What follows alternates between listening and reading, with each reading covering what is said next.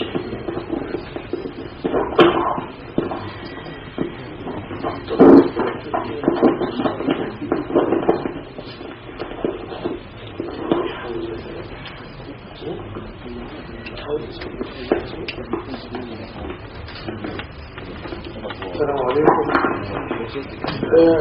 speak here about correction of early palsy in older children and adolescents. This is a technique, simple technique to my mind. It is a simple technique. When I face an older children, 10 years, 12 years old adolescent, and he has internal rotation of the shoulder and reflection from the elbow.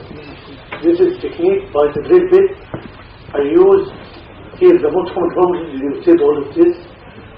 And different methods have been used for correction of the internal rotation of the shoulder, which may be soft tissue, bony or both. Also different methods have been used for correction of flexion from the elbow, which may be planes, like tabia, casting, decasting, soft tissue diseases, which can be done operatively. The purpose of this study was to determine the effect of an easy and safe method to improve the whole upper limb function by a minimal invasive method using percutaneous layering of the bone, then a cast was applied. 22 patients with residual deformities of the shoulder and the elbow were operated upon in the period from Alpine and Rotation, level here was 7.1. The Mufetta score before surgery for 14 children was 2 and for 8 children was 3. This is the Mufetta score with 5 parameters. You all know it. Those children and adolescents underwent percutaneous layering of the humeral neck till the bone becomes weak enough to allow external rotation of the distal fragment easily to the position of 80 degrees with 90 degree shoulder abduction. Then the shoulder cycle is applied in this position for 1.5 months. There is no incision or dissection, but only skin penetration by the drill bit. This is the drill bit in the cervical neck of the humerus. We do percutaneous layering, multiple drills. Then the bone becomes weak enough. Then correction of the deformity by rotation of the distal fragment, and then shoulder spica in 80 degrees external rotation and 90 degrees of then in 8 cases with flexion deformities of the elbow of average 40 degrees. بكل شمع مغني عشان تساعدني بالكلام. In 8 cases with flexion deformities of the elbow of average 40 degrees, we found preoperatively to have 10 to 15 degrees more flexion in the diseased elbow than the normal elbow. This is the diseased elbow. It has 45 degrees flexion 40, but there is more flexion in the diseased elbow than the normal elbow. So the 8 cases were treated by percutaneous drilling in the supracutaneous region of the humerus till the bone becomes weak enough to correct the deformity. In 2 cases, 2 kevars were used for fixation and then allowed elbow cut infection, and in the other 6 cases, cut was only used. In 1 patient, there was flexor natural therapy, flexor therapy was used to correct flexion from the wrist. This is the percutaneous drilling, and this fixation in 1 of the 2 cases, fixation, and this allowed result. The perfect core system improved as the final follow-up, average 5 years for 4 patients to grade 5, 16 patients improved to grade 4, and 2 cases of grade 2 improved to grade 3. As regards the elbow, they gave nearly full extension, with the loss of the last 10 to 15 degrees, average 30 degrees of flexion in all the 8 cases with a better cosmetic appearance. Illustrative cases, this is 9 years female, of laparoscope 2. Next. We did for her this is the normal shoulder, this is the proper shoulder, as you see. Nearly after 4 years, she can do both internal and external rotation and abduction. Next, this is 10 years old female. Next, and this is the left glenoid deformity and the left humeral deformity, and this is the X-ray. Next, and post-operative, but there is flexion of flexion with further deformity of the left shoulder. of this elbow. Next. We did the external training of the elbow. Next. And foot correction. Next. And she has extension of the elbow and the abduction. Next. This is also a female girl, grade 3. This is the CT. Next. We did for her the correction, percutaneous with no incision, and she could gain abduction, internal rotation, external rotation, but there is flexion deformity of the elbow. We noticed the same flexion of the elbow is more on the disease side, and we did correction. Next. And this is the correction with no internal fixation. And this is extension and internal rotation, flexion, everything is within normal. She can reach her back, up, her mouth, and تقريبا مفيش limitation في internal rotation. اللي بعديها دي برضه 7 سنين جريد 3. اللي بعديها برضه عملنا لها هنا وكارت والتلاقي بعديها. She can gain nearly normal function, but there is also flexion deformity of the elbow. But we did this percutaneous training and correction. Next. And she can now study the video of the story. اللي بعديها دي follow up بعد 6 سنين. She can do internal rotation, abduction, external rotation. وده الاكس-راي straight, completely straight elbow. اللي بعديها دي بقى أسوأ حالة عندي. دي عندها فليكشن في الريست والشوطة ما كفاش خالص وترتيب. اللي بعديها دي قبل العملية. اللي بعديها دي كود جين عم تقدر بتكسر كبارها ترانسفير في الكبارها بريدس. She can move her fingers and she can elevate her shoulder and this is the perfect. Next. The discussion. Various techniques have been used for correcting internal rotation pressure of the shoulder in older children. في ناس كتير بتعمل soft tissue procedures في older children adolescents. وفي زنكولي found ان في بعضهم يجي لهم subluxation dislocation بعد transfer. ولكن المشكلة ان most of these cases had limited internal rotation. Most of the cases with transfer had limited internal rotation. This is to me a disabling thing because we need external and internal rotation. Next. Miracles have been used for osteotomy. Some do it above the deltoid insertion and some below the deltoid insertion. The cases below the deltoid insertion done by Carton prove recurrence of most of these cases after 5 years follow-up.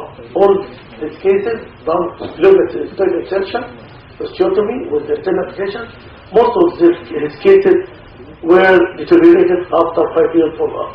Next. Most of the surgeons prefer above the deltoid insertion. In this study, we proved this by when we did tendon transfer for younger children at least, we found the deltoid insertion to be anterior released regardless of the position of the elbow. The deltoid insertion was found, anterior displaced regardless of the elbow position. Next. This is a lateral view of the shoulder and of the elbow. This is the deltoid insertion was found anteriorly displaced.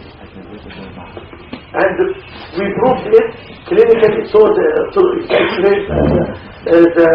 photos قلتم طب شايفين اللي عارف كل الحاجات دي كلهم الديلتويد انسيرشن anterior displaced. كنا بنعلم هنا بس للاسف ما لقيتهاش في السلايد. So the osteotomy above the deltoid insertion improves the function of the deltoid and it breaks the deltoid insertion to its normal lateral position. This improves abduction and rotation. This, to my mind, any correlation to soft tissue or body, you didn't bring the deltoid insertion to the lateral normal position, it will not function as abduction, it will function as flexor. And this will supervise external rotation and abduction.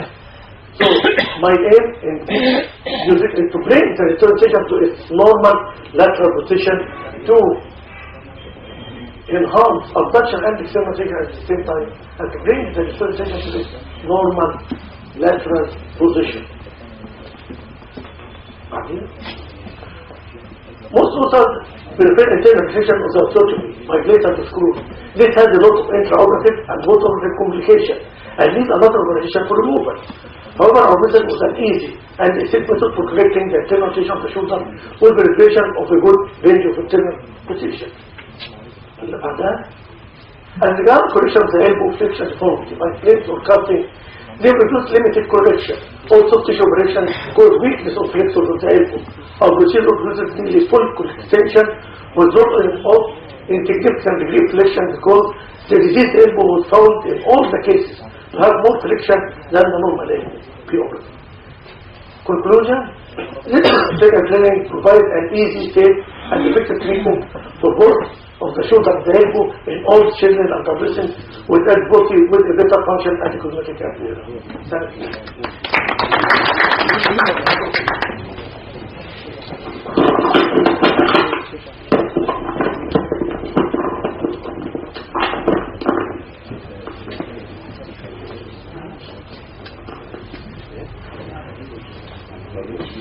Regarding the next presentation, the buttocks and brachial plexus palsy, it will be postponed to after the break. Just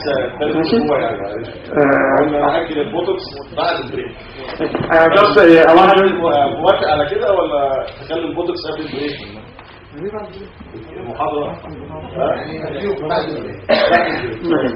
And just to close the session, we thank all the speakers, and we want also to put in mind that we've got a few take-home messages here that tendon transfer to the shoulder is very important.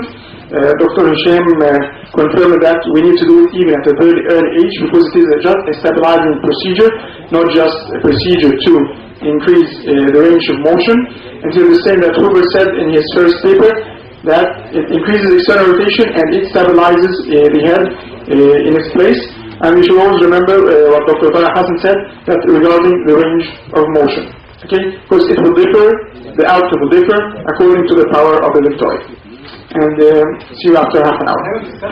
Discussion دلوقتي؟ Okay. ماشي خلاص. Okay. طب نبتدي بقى دكتور سوكي.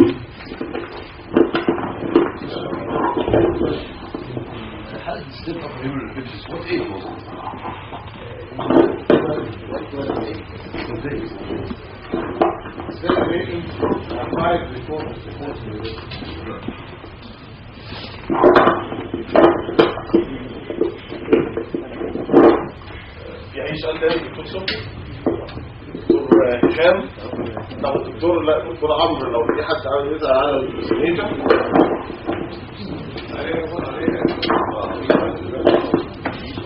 على الاكزامينيشن يا عمرو في الهيرت سبورتس يعني الجلوبال abduction is I believe يعني is the most important from a functional point of view. يعني هو كويس جدا ان انت isolate humeral وتايزوليت سكاتري ثوراسيك، لكن في الاخر معظم الحاجات السكورينج سيستمز هتبص للجلوبال ابدكشن، فمش مهم قوي ان انت تسيبريت. ويمكن كان دي الحاجه المهمه جدا بقى اللي هي يعني اون ذا كونتري اللي هي كان دكتور هشام عملها امفاسيس، اللي هي حته ان انت تشوف الابدكشن الاكسترنال روتيشن وفي الابدكشن بنشوفها كتير جدا. يعني ان انت داخل تعمل له ساس كابيلاريس ريليز، لو انت عملت له كده هو على الترابيزه عامل ازاي هتجيب فول اكسترنال، لكن كده فهي ديت از امبورتنت. لكن اي ثينك ان الجلوبال ابدكشن از فيري امبورتنت. يعني يمكن فروم ان اكاديميك بوينت فيو عشان الريبورت عشان كده نقسم، لكن في الاخر بتستخدم سكورينج سيستم الجلوبال ابدكشن والجلوبال اكسترنال روتيشن هم بيرفع على حد بيه. جت بقى منين؟ اتس نوت فانكشنالي فيري امبورتنت. المعاني او كل كلاسيفيكيشن سيستم بنتكلم على الفانكشن، لكن الانديكيشن اوف سيرجري فور انترنال روتيشن contraction is not based on any degree of this assessment. هي based على presence of limitation of cycle extension. يعني ما فيش اي indication اقول ان كذا او كذا او كذا، لان دول كلهم بيأسس global function.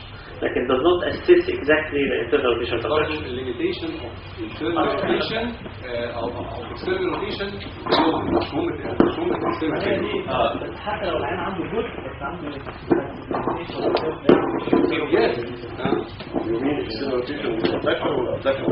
لا in بس قصدي not important انت to isolate الهيومرال والشغل لا regardless اللي هو جاي منين يعني هو دلوقتي لو الجلوبال ابدكشن